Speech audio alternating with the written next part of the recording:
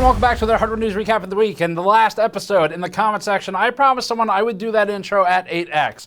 Hopefully that's close enough, while still being somewhat intelligible. We're going to be talking about the RTX 5050 rumors today, Unreal Engine's 5.6 update, some more 9060 XT discussion.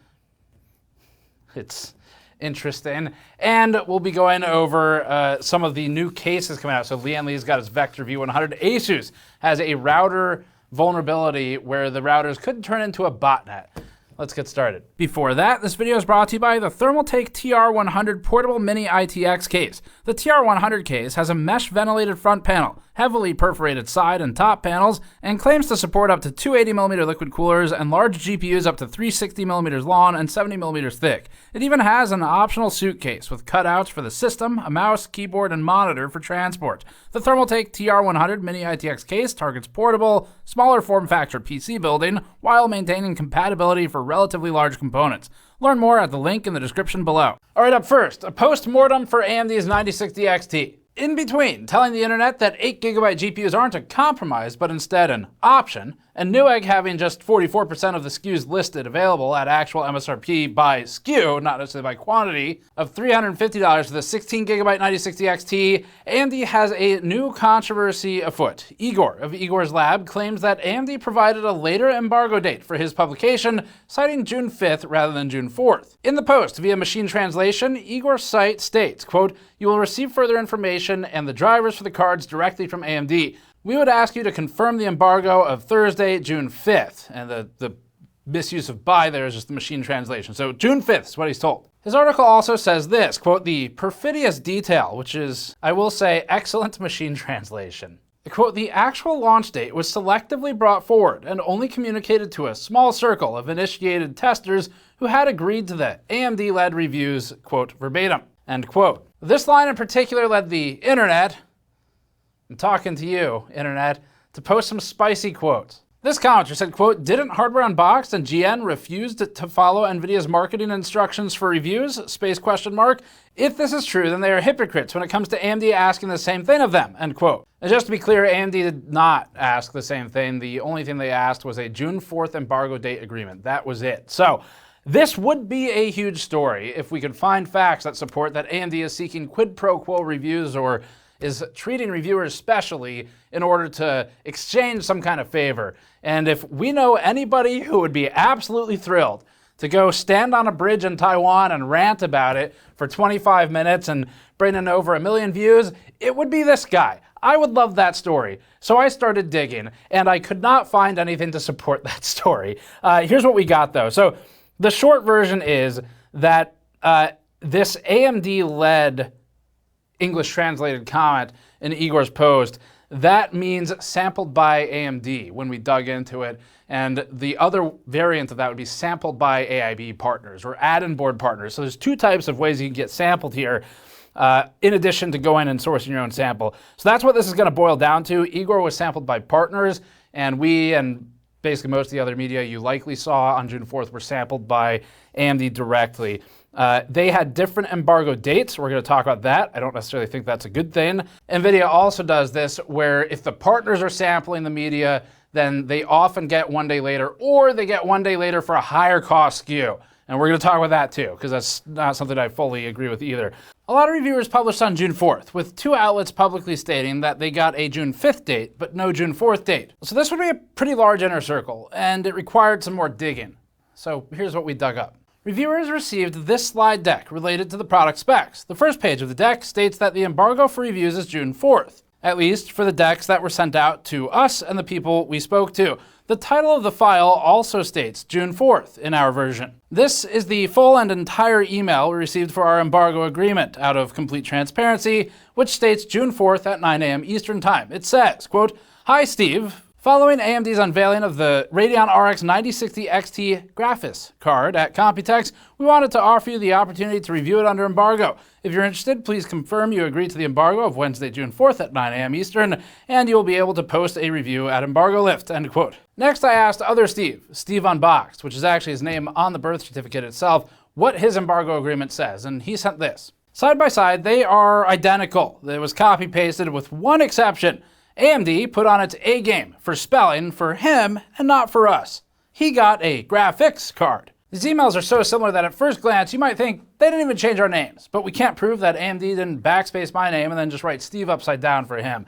Now, we take this as syntactic favoritism, that he got a graphics card offer and we only got a graphics card offer, and I'll bring that up with him at the next Is AMD Screwed meeting in 2026.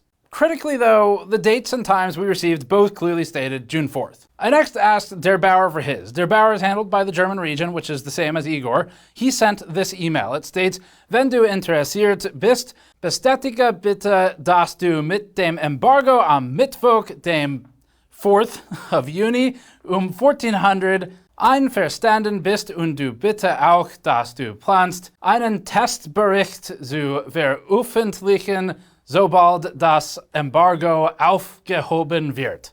End quote. Again, that's June 4th, with one additional line about editorial freedom at the end. So this is copy, pasted, and translated from the English email. Next, we contacted a small Taiwan-based media publication and asked what their embargo date was. We asked them because we needed a smaller outlet with less audience power to see if it was different. Their email said this, quote, "This obligation of confidentiality lasts until 2100 Taiwan time on June 4th, 2025, and does not apply to information which was rightfully in your possession before receipt from AMD," end quote. This is more of an actual NDA, but the time is the same as our embargo date and time. Finally, I went back to AMD's online portal for review materials. These are materials that everyone sampled by AMD gets and are not special for each individual reviewer, meaning that they are the same. They're blanket materials. This document said June 4th. The title of this review guide document said June 4th. The title of this shorter review guide also said June 4th, but we found one important discrepancy here. The first page said June 5th, which is a clear conflict with the document's own title of June 4th. Now, other than this, nearly every document we found and email reviewers we know received matched identically.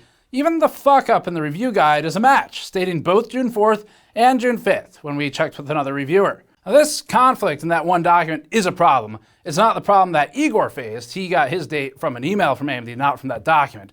But it is a separate problem that we found while researching this issue, and this should not be getting through. They should not be accidentally sending out two dates on the same fucking document. If AMD's chief marketing architect would stop talking about how you don't need 16 gigabytes for your gaming cards on Twitter that are $300, and instead look over the marketing documents that go out, then maybe this could be avoided. So in the very least, obviously AMD fucked up by having two different dates on the same document. That much is clear. It's on the first page of the review guide, which is just embarrassing for them. But I also don't think that there's any evidence to support what the internet was saying about AMD-friendly media and some sort of like quid pro quo reviewer cabal. That's just nonsense. Now, Igor was directly told the June 5th date, and we've seen that conversation and confirmed that it did happen. It didn't come from that document mistake that we found from AMD. So finally, we checked into what might have caused this. AMD had two embargoes. NVIDIA also does this, and a lot of times it's the same way. One was for reviewers sampled directly by AMD, and the other one was for reviewers sampled by AIB partners. Now, in the industry, you would refer to this type of practice, which is standard, as a, it's a technical word, but hopefully you can follow, stupid. It's a stupid practice. But it is standard. Isn't that reassuring? It just always happens. But it's also one that AMD and NVIDIA have been doing forever. We think the reason companies do this is to sort of force reviews on day one to focus on a product based on the lowest possible price it might be, pushing reviews of the more expensive cards and possibly higher clocked ones to later. This is an attempt at basically ensuring that the discussion is centered around the lowest number, the base MSRP. Unfortunately for AMD and NVIDIA, nobody cares about MSRP anymore because these aren't sticking anyway. We talk about that in our fake MSRP video. But normally these different embargoes are used to isolate OC models and base models by price. This time they did it by anything sent from AMD, including OC models going up on June 4th, and anything sent by AIB partners going up on June 5th, regardless of price. Now, AMD might be able to claim that, well, we did it this way because we've had trouble getting reviewers to properly follow the embargoes, and the answer to that is to have one. That would be the answer to that, and just let all the cards go up at the same time. But then you don't get to stretch the marketing out over multiple days, which is what both of these companies do. We asked Igor where he got his samples. He said he got two from AIB partners and one from the gray market, meaning he sourced it separately. We've done the same. It's like retailers, distributors, whatever. None of these are from AMD though, so he would have been under the embargo of June 5th.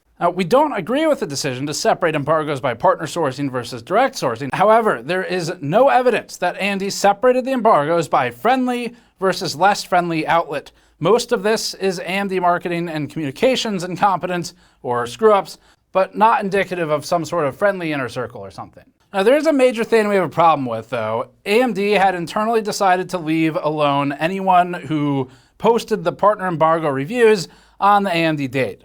But even though it decided this, it ended up asking Igor to take his review down and postpone it a day, meaning postpone it to the original embargo date. So AMD didn't follow its own policy of just leaving people alone if they either screwed it up or did it intentionally. And here's where Igor's reaction kind of makes sense, because what that ends up looking like, and what it would look like to me if I were in that situation, if I know, okay, they're just gonna let it go, and I'm seeing everyone else post this stuff, and I'm sitting on my review like, okay, do I get to post it or not? In his situation, I get it, because it starts to look not like there's some cabal of selected reviewers who are friendly, but instead like, fuck that guy in particular. And so that I understand what his response, like why it was the way it was. So you could see how like in that situation, it kind of potentially come across that way. But it doesn't look like only sample-friendly media thing. So, TLDR, communication remains a clusterfuck at AMD for launches. They have 2 conflicting dates in one document, but broadly speaking, all the documents did say for us June 4th, with the reason being that there's the AIB partner embargo of June 5th, and there's no evidence of building an inner circle type of thing, but there is evidence of just general communications incompetence at AMD relating to launches, and they need to not do this. So that is our analysis. Let's move on to a story. Up next, there's a story from Computer Base about the prices of the 9070 non-XT falling for the first time below MSRP in Europe for the 9070, specifically the non-XT. And it has seemed like since launch, AMD never really wanted to make the 9070 non-XT. So the 9070 would be to catch whatever couple defects there are from the XTs.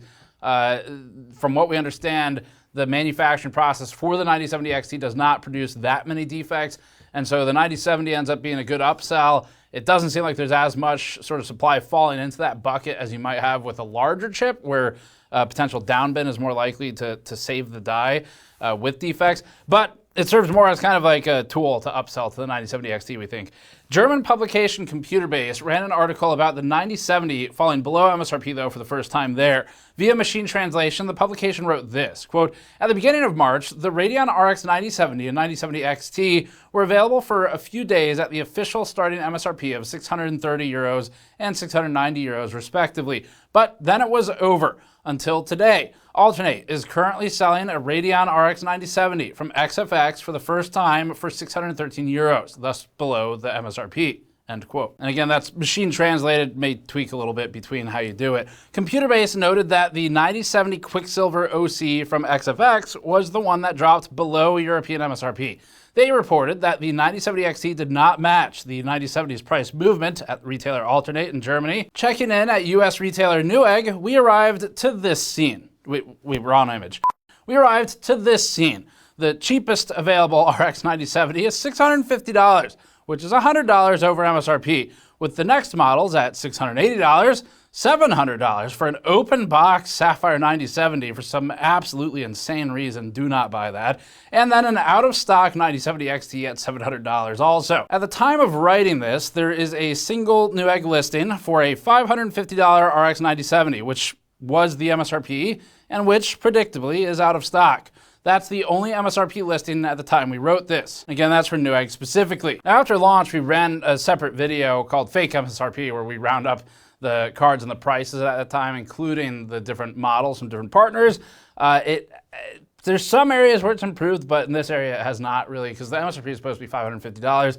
Not every card's going to be that, so partners have room to make fancier models that are more expensive. But the problem that we got into in the fake MSRP video was the overwhelming amount of them this time that have done the more expensive approach, rather than a more realistic price that maybe wouldn't have been subsidized by AMD with alleged rebates. So $550 either way, we thought that was at least $50 too high in the review originally. So seeing an open box model for $700 is completely insane.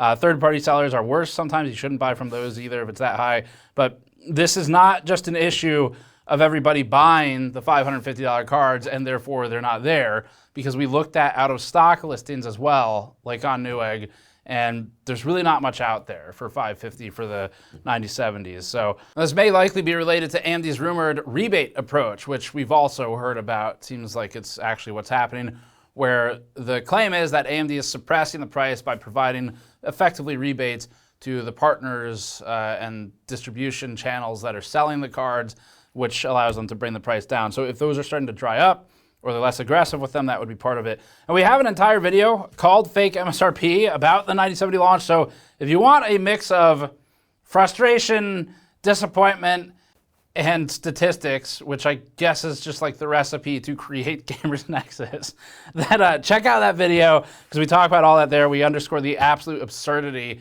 of the claimed MSRPs and what actually launched for these GPUs. And that's in our separate video. I'll link it below in case you missed it. All right, up next, NVIDIA has an RTX 5050, which is probably going to be a lot worse than what a 5050 should be. So reported by Tech Power Up, which reported the report by Video Cards, which reported on the report from benchlife.info.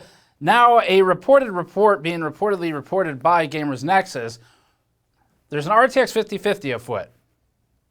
Yes, we are aware of the media centipede. NVIDIA is rumored to be launching an RTX 5050. Considering the 5060 is basically a 5050 or worse, we're not really sure what makes the RTX 5050 an RTX 5050. It's probably more of a GT 5030. The rumored rumors and reports state that the RTX 5050 will allegedly feature 8 GB of memory, which would just further emphasize how bad 8 GB 5060s and 9060 XTs are. The original report reported by Video Cards reported that the 5050 would have GDDR6, with a later benchlife.info report reporting the 5050 would use GDDR7. Additional information claims GB207 and 2560 CUDA cores. For reference, the 5060 is a 3840 CUDA core GPU, the 5070 has 6144, and the 5090 flagship has 21760 CUDA cores. That puts the 5050 CUDA core count percentage at 11.7% of the flagship and 10.4% of the maximum die config if the 5090 had used it. The rumored TDP is 130 watts for the 5050. For further reference, the old RTX 3050 8GB model had 2560 CUDA cores also, so this has remained static by count. Now, they're not directly comparable, the architectures have changed, but that still gives us something to work with. That would put the 3050 at 24.4% of the 3090 and 23.8% of the 3090 Ti and max die config for the flagship. Although these numbers are imperfect as a comparison, which is something we've explained in the shrinkflation video, they help us get an idea of how GPU makers are trending. And the trend is further into absurdity. Up next, Lian Li has its Vector V100 case launching. So we saw this at Computex already coming out. We've got some light coverage of it in our Lian Li video that we did at Computex. We didn't talk about it a ton there. So this is one of the cheaper cases. It is supposed to be a $60 case without fans, or $75 with 4 120mm fans included. The case is called the Vector V100. It's supposed to be out now, as of a couple days ago. The case uses a ramped power supply shroud, but without front-mounted fans. It's glass there. So it's not a ramp to bring the air into the GPU. Instead, it's to provide a cutout for displaying your waifus and husbandos front and center behind the glass. This seems to be the latest in PC hardware trends. The Trike's Stage Cooler also provides a platform for figurines, as does the Cooler Master MF stage cases. The V100 at least has punched out holes next to what we're calling its WMD, or Waifu Mezzanine Display, so that air can be drawn in through the power supply shroud via the side intake fans, and then pushed into the GPU via the shroud top fans. This could actually work pretty well, depending on the access to air elsewhere for those shroud top fans. The case includes gigantic cheese grater holes in the motherboard tray to support back connect boards and cables alike, with pre-installed cable mounting points along the rear of the motherboard tray. Lian Li also is including a relatively Spartan GPU support bracket that secures to the motherboard screws via pass-throughs and standoffs.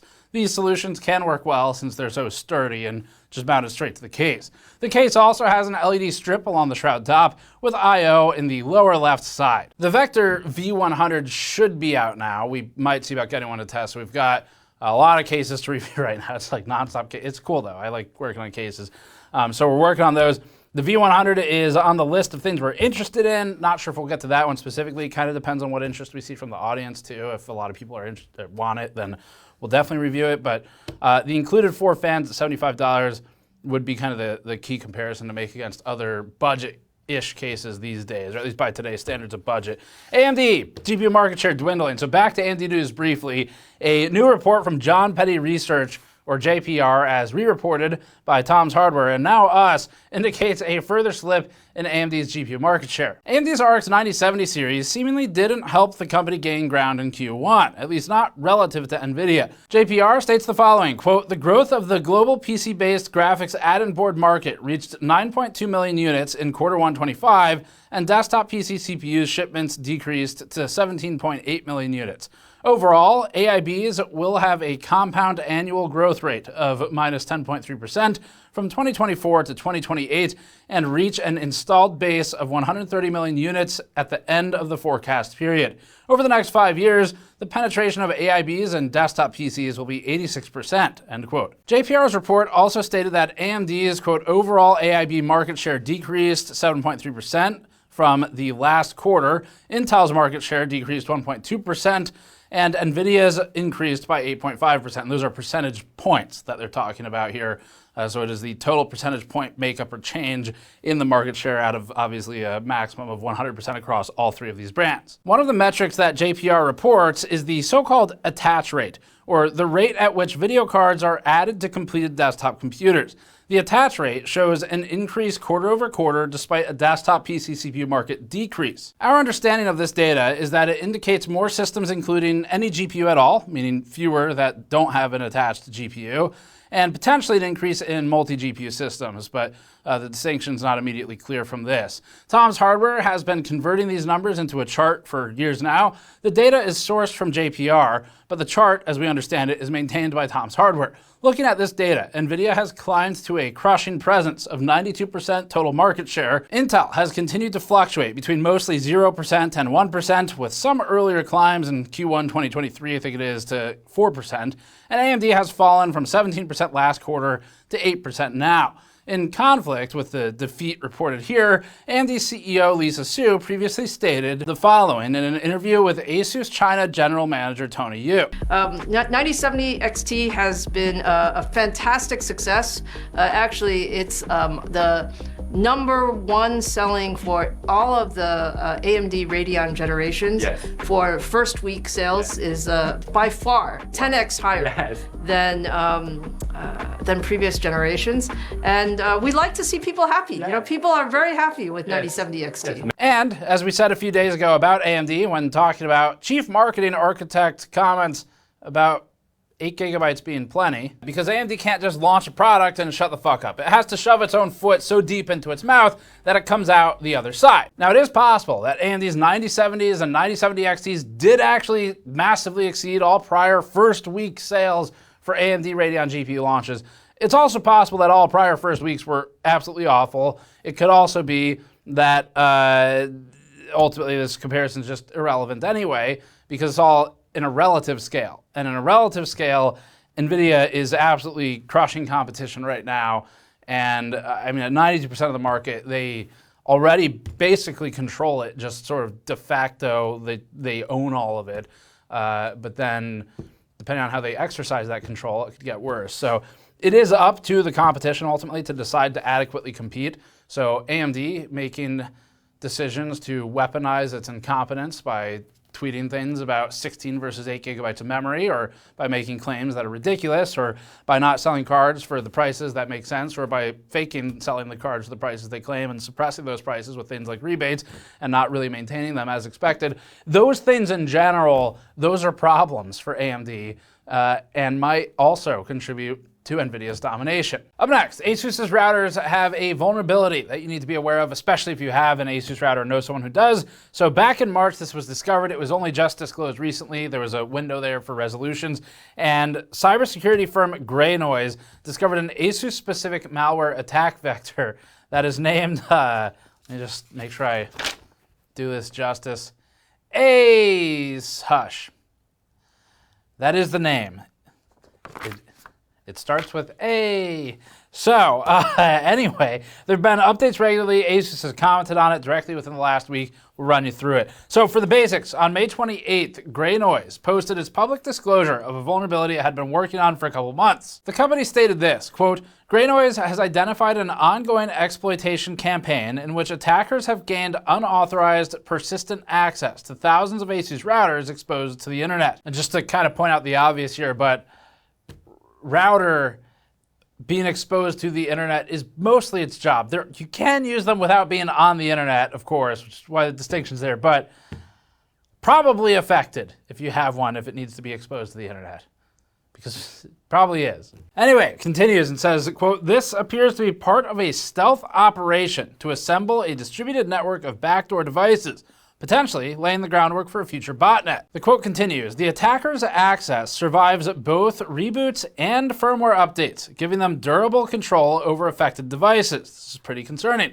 They say, quote, the attacker maintains long-term access without dropping malware or leaving obvious traces by chaining authentication bypasses, exploiting a known vulnerability, and abusing legitimate configuration features, end quote. Some of these features, we learned later in their blog post, would include things like remote access. Grey Noise notified governments and industry partners, presumably including ASUS, of this activity back in March. The company says that thousands of ASUS routers are confirmed infected, with reports indicating more than 9,000 devices known infected so far.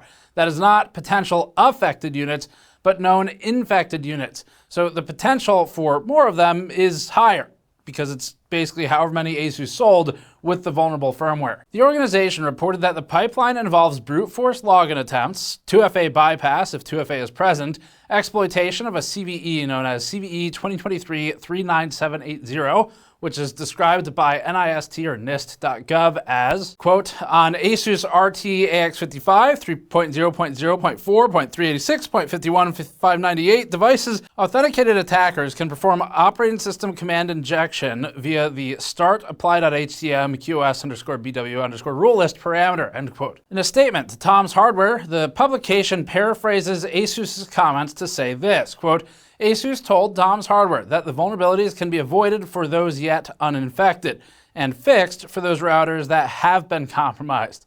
The hostile agents utilize a known command injection flaw, CVE 2023-39780, to enable SSH access on a custom port, TCP 53282, and insert an attacker-controlled public key for remote access, end quote. Now, firmware updates should solve for this from what they're saying, at least right now, and ASUS is advising, per a quote from Tom's Hardware, using newer and stronger passwords, and they're also advising, quote, disabling all remote access features, end quote. That includes things like SSH, DDNS, and AI Cloud, which is how you know it's bad. It's because when the companies are telling customers to turn AI things off, that's when the money faucet turns off. Anyway, they also say that you should check that SSH and especially TCP port 53282 is not exposed to the internet. Up next, Unreal Engine. So Epic Games has some updates. Epic Games has detailed its new Unreal Engine 5.6 update. The company posted an article detailing its main technological changes. Epic drew attention to its hardware ray tracing updates that focus on global illumination performance for this one. The company specifically stated that CPU load has been reduced in the update to improve the performance on the CPU side. Epic also stated of its experimental fast geometry streaming plugin that, quote, you can have a greater amount of immutable static geometry in your worlds that will load faster with constant frame rates, end quote. Epic also showcased its redesigned Motion Trails animation keyframing tool. The focus on this tool is to improve the ease with which developers can animate and keyframe character and object animations, with Epic specifically highlighting viewport editing of, quote, pinning, offsets, and spaces, end quote, for precision. Most of the written update focuses on new and experimental solutions for rigging, animations, and world building. Control rig physics was shown with a horse animation from The Witcher 4, where it highlights the interface showing rigging and skeletal structure for the horse. It may be more interesting for people who play games in the audience, primarily. The Witcher 4 was shown in some capacity. Interestingly, benefiting smaller studios without high-end mocap hardware, Epic added this note about its MetaHuman Animator tool. Quote, in addition, MetaHuman Animator now enables you to capture actors' performances in real time on most webcams and many smartphones, as well as from audio, end quote. On the hardware side, Epic noted this of its performance improvements. Quote, major improvements to GPU beta performance, improvements boost stability, particularly in managing instances with dense, complex scenes. By reducing CPU overhead, the system now enables smoother and more efficient GPU-based spawning at runtime, giving you greater flexibility and precision when working with instancing. The overall PCG performance in beta has also been improved with multi-threading support, enabling the system to distribute workloads more efficiently across multiple cores for faster processing, smoother interactions, and a more responsive experience, especially in complex or large-scale environments, end quote. That's it for this hardware news update. We've got a lot of stuff coming out as always, so we have some more interviews coming up. I think I've got 2 more with Noctua, at least some engineering-focused technical topics. That'll be kind of cool. We have several others going up as well, but you can check back as always for all that. And then on the GNCA channel, which I'll also link below, we have our first episode of Tip Line going up, which is kind of like a hardware news format, but it's focused on things like data privacy, device and hardware ownership, right to repair, topics like that. So that'll be going up over the weekend in the episode called Tip Line. So you can check that out. It's like hardware news. All right, thanks for watching. Subscribe for more. Go to store.gamersnexus.net to support us directly or patreon.com/gamersnexus. And we'll see you all next time.